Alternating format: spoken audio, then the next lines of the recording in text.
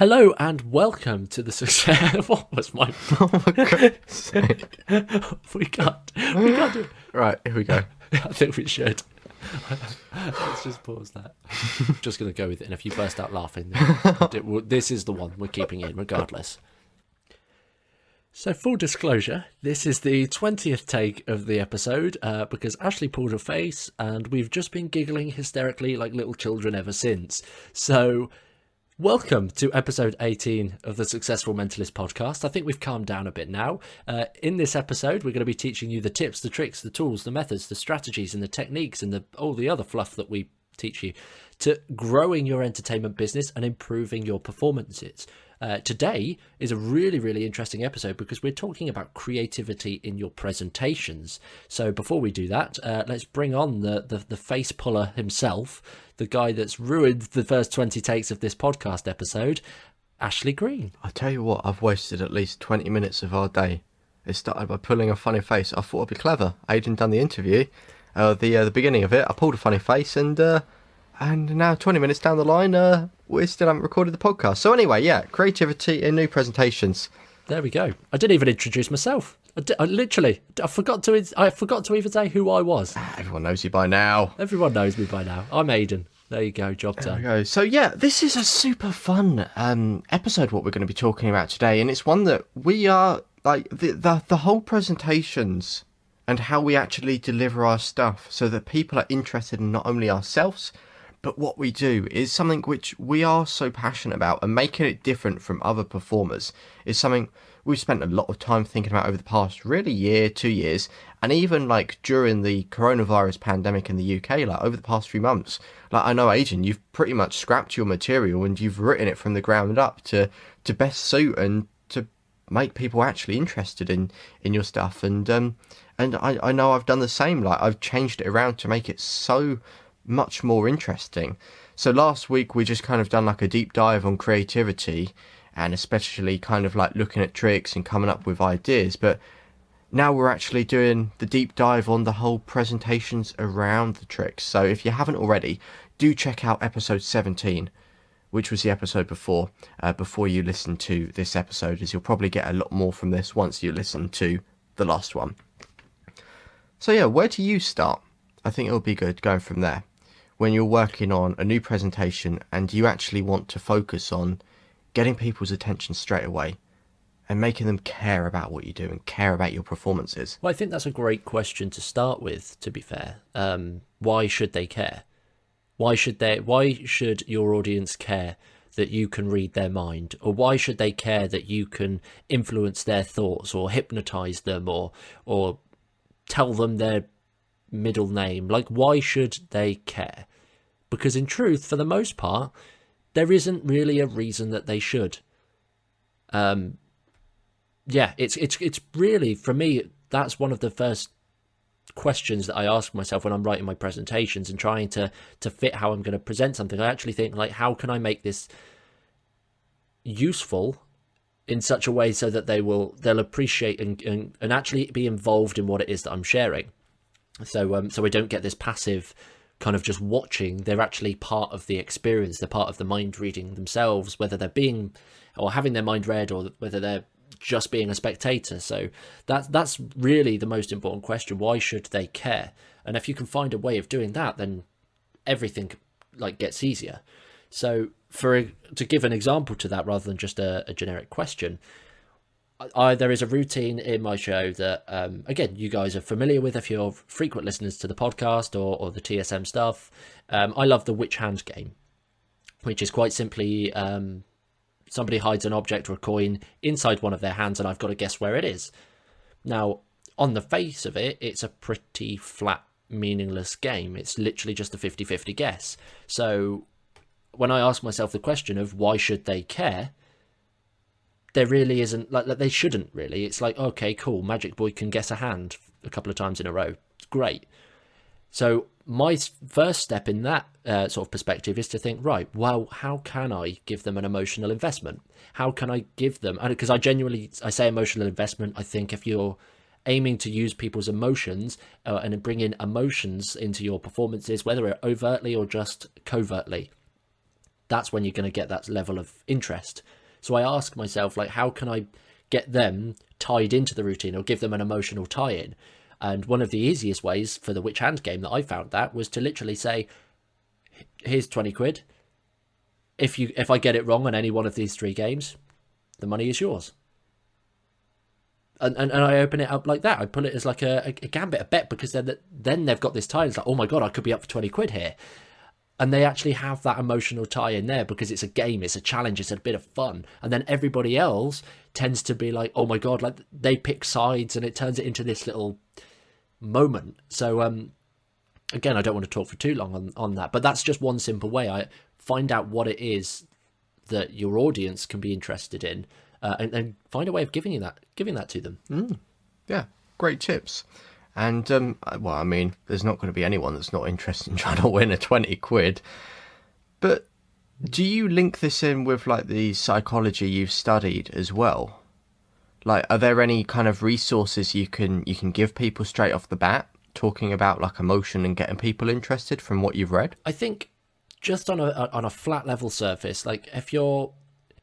The ability to hold a long-term memory... I won't go too deep because, again... It's science, it's nerdy, I appreciate that. But the ability to hold a long-term memory can be enhanced based on your sensory experiences. So if you can add in emotions and also other, like using multiple senses and bringing a greater awareness to that specific memory, then it's more likely to be stored as a long-term memory. And if you can have that with a positive emotional charge, for example, it's a bit of fun, they're all having a laugh in the process, they're going to store that in their long-term memory, and they're going to think back to this event. Oh, yeah, do you remember that time we played like for 20 quid, like 50 quid or whatever it is, for like with that magician? Oh, it was so funny. Like, if you can do that, it will just help people remember you.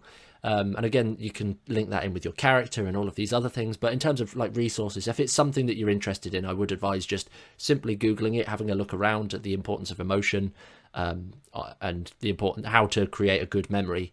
It's always worth just research. I couldn't give a specific example off the top of my head, but it's definitely something to look into.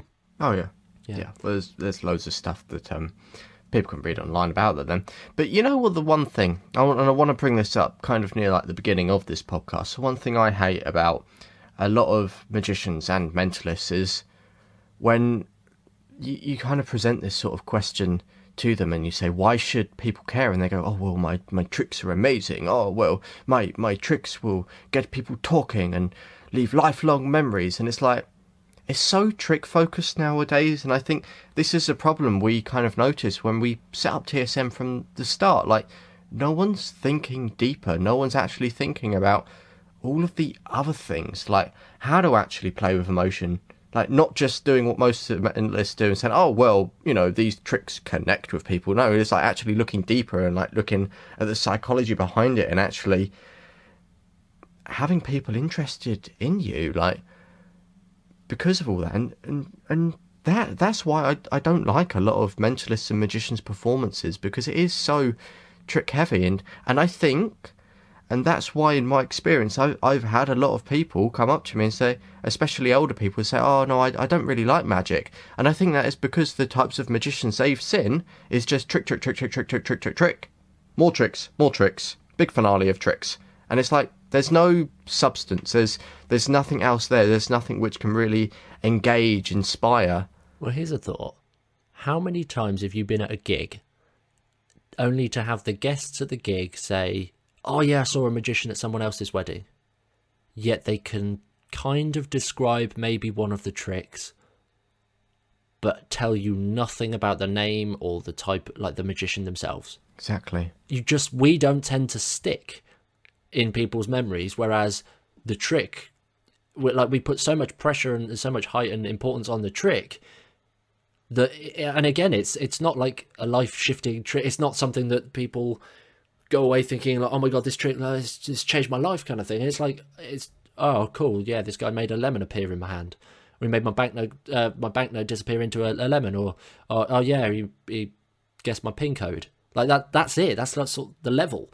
But what I kind of want to just bring this to you, because you've got some interesting sort of tactics that you use to get people interested, and almost like the way you answer the why should people care, you kind of it just, for me, my looking at you and watching like the way you perform, it's more of a why shouldn't they care, because you stack up all of your presentation in such a way that they have to be emotionally invested. There's no two ways about it. So are you able to sort of just... Yeah.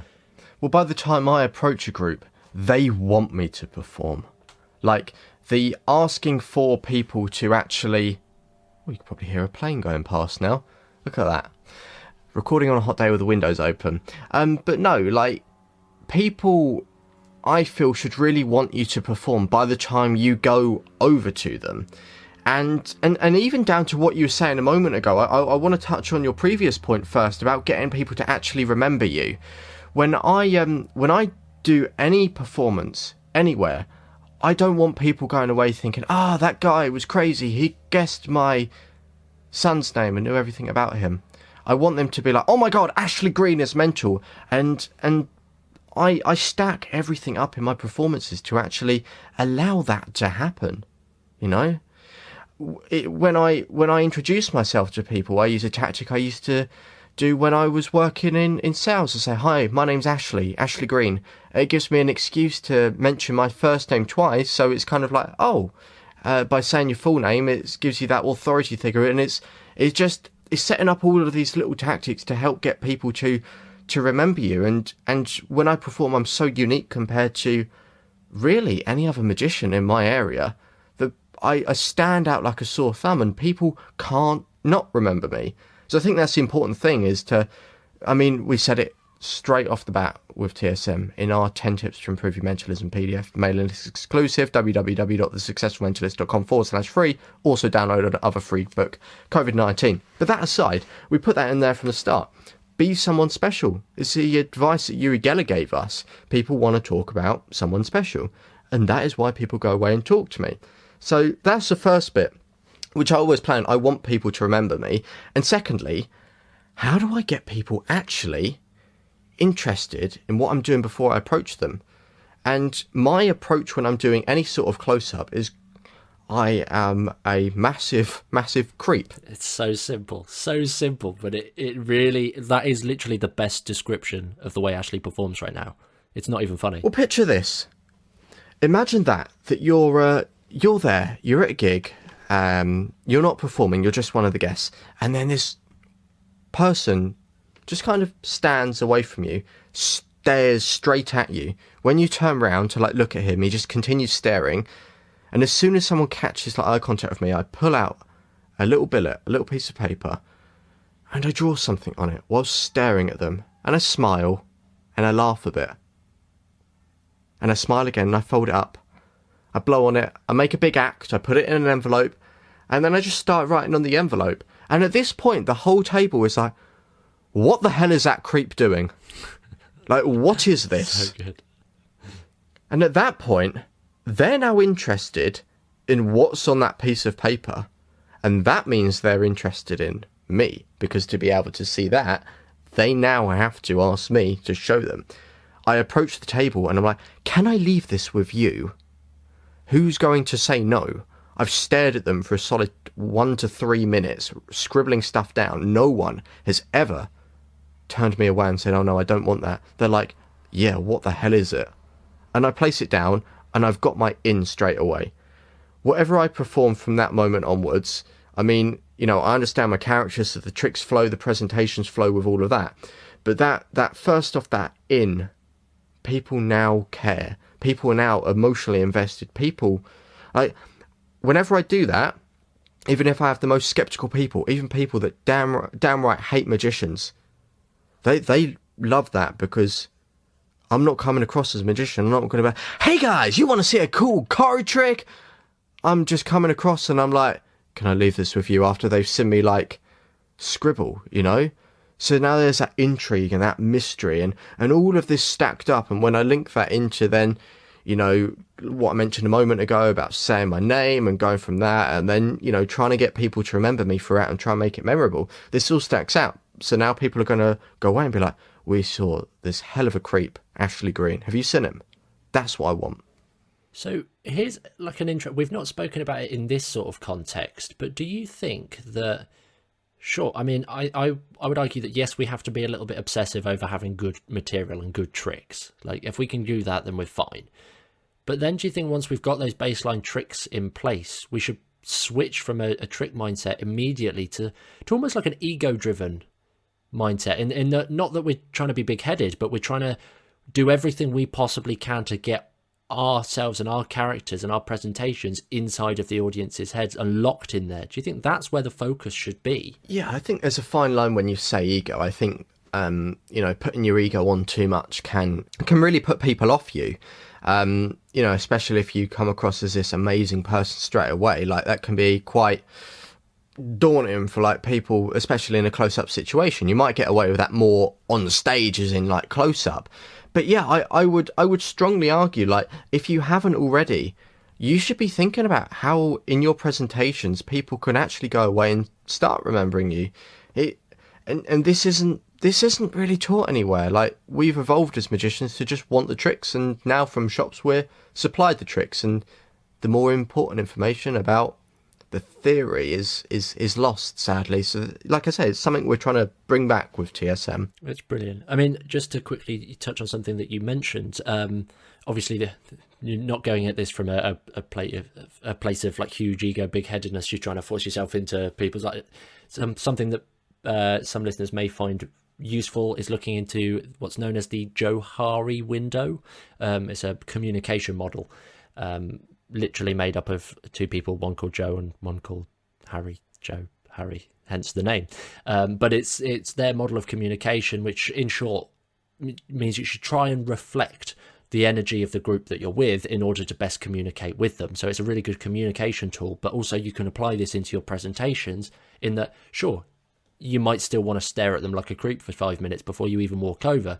But when you walk over, if they're like a really big bubbly group, then maybe your energy should go up a little bit just to reflect that. Maybe if it's a really like shy group, you should just tone your character down, or maybe not your character, but tone your sort of communication down a little bit, really enhancing the character and almost personalizing it to every group. Hi guys, it's Ashley here. I just want to quickly interrupt this podcast just to say one little thing. If you do enjoy the podcast that we are currently putting out at The Successful Mentalist, do us a favour and make sure to subscribe.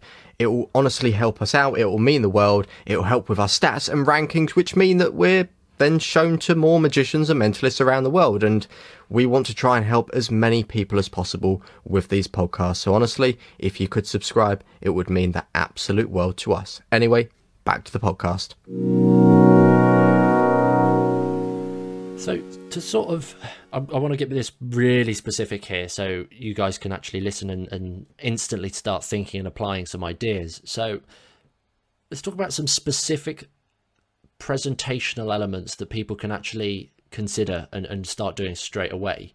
So for me, one of the most important things that I try and do in my presentations, again, I've alluded to it previously, that I really love music. I really think music is an easy way to access people's emotions, whether they like a piece of music or not. That music has an innate emotional connection, which if I can bring that into my presentations in some way, then I already know that my performance it's going to go up. The overall performance level is going to be elevated because it adds that extra dimension. It brings something else into the mix. So you don't necessarily need to use it as reveals, like in the way I do, but instead you could just have it playing in the background just as a little bit of flesh. It just gives a little bit more depth to your mind reading routine, if you like.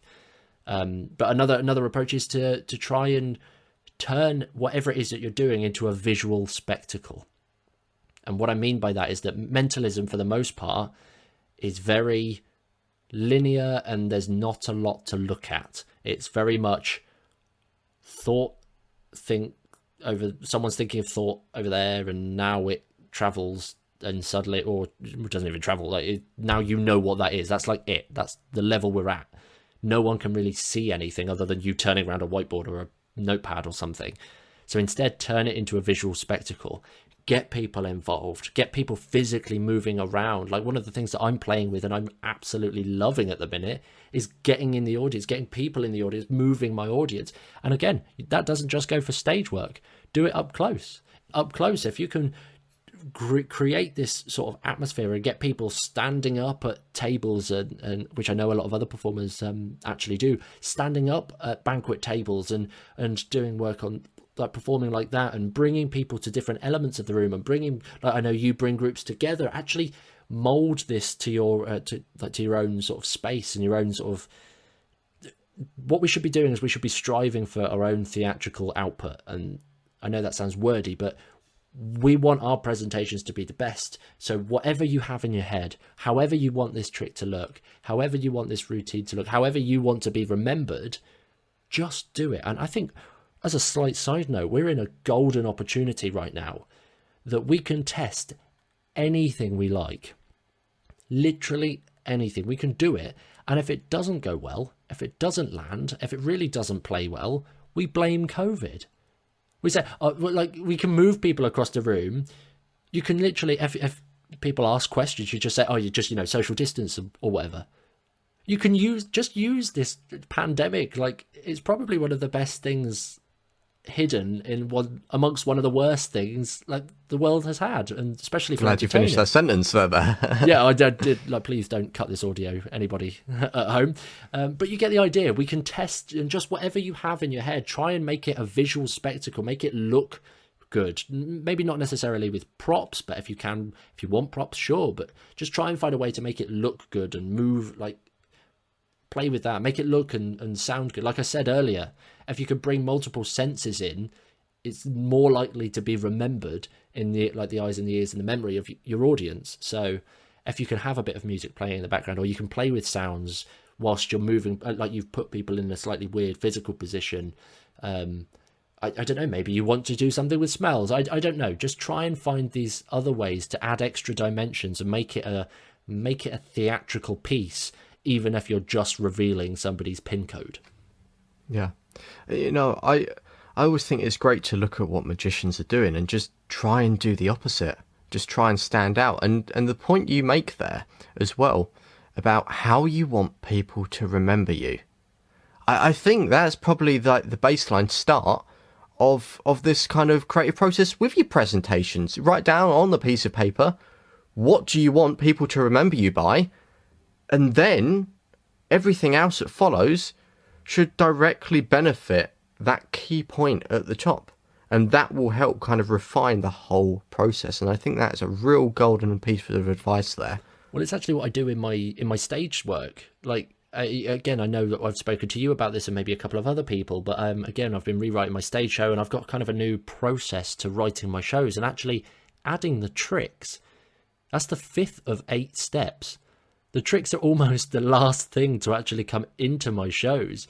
And earlier on is that thinking of what do I want out of the whole show and what do I want out of each routine, whether I know what the tricks are or not. So again, that's a really important thing to think about. And you're right, get that at the top, and then just make sure that your tricks go towards that point, your scripts go towards that point, your presentations go towards that point. Just try and think of what it is that you want the most and align everything to that. And again, you'll be remembered if you can do that. That's, absolutely brilliant piece of advice there. I think that's gold. And the other thing that I want to talk about as well is, obviously I've mentioned that I want people going away and actually remembering Ashley Green, the mind reader. Is there anything else that you do in your performances to make sure people remember you as Aidan the Wizard or Aidan O'Sullivan, the mind reader? Is there any other tips that you whack in there? So again, we've spoken about it before, so I won't spend long on it now.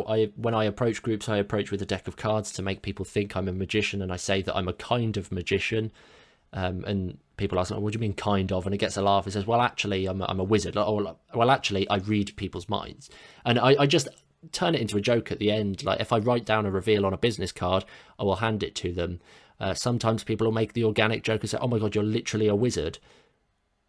And I literally play on that. I'm like, yeah, I know. I literally am a wizard. Pull out a business card. It almost looks like an added hit for them. But again, it's just tell people at the end. It's just like, that's just say, like, if you want to be overt, just say something along the lines of, and that's the kind of stuff that I do. I love this stuff.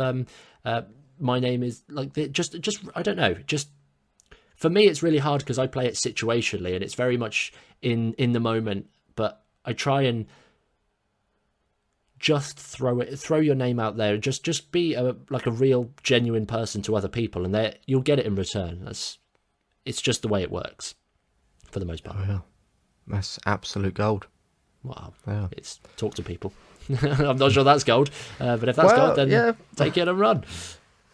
No, I to be honest, I think it is, like, actually being a person. Like, there are performers out there who just, I would argue, and they're not themselves. They're not people. They're there for a job. They're there for a job, to do a job, yes. And that's it. And I don't know. It depends on what your artistic vision is of magic and mentalism and the mystery arts, whatever it is, whatever your vision is for it.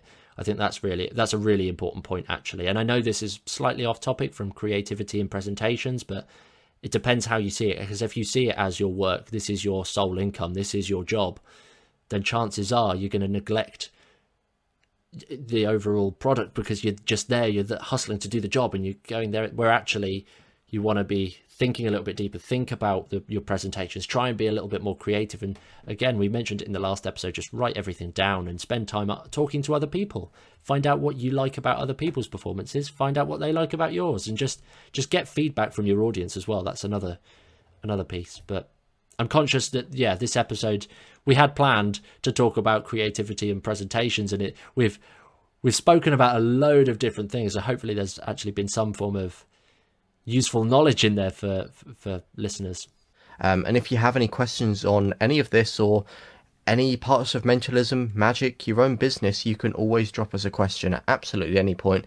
We'll be happy to chat with you individually. I mean, we've set up our coaching calls on our website, thesuccessfulmentalist.com/coaching. Or if you drop us a question, we can answer it on the Sunday live streams. But make sure you stay tuned for next week's episode of the podcast, because it's a fun one. We're talking about being creative now, but in your business and marketing. Very interesting topic there. So unless Aidan's got anything else to add? Nope, just go and think and be creative. Go think and remember, what do you want people to remember you for? Easy as that. The irony, the absolute irony. What do you want people to remember? What you want people to remember. I forgot on the line about remembering. Jeez, it's all blimey. But there you go. There we are.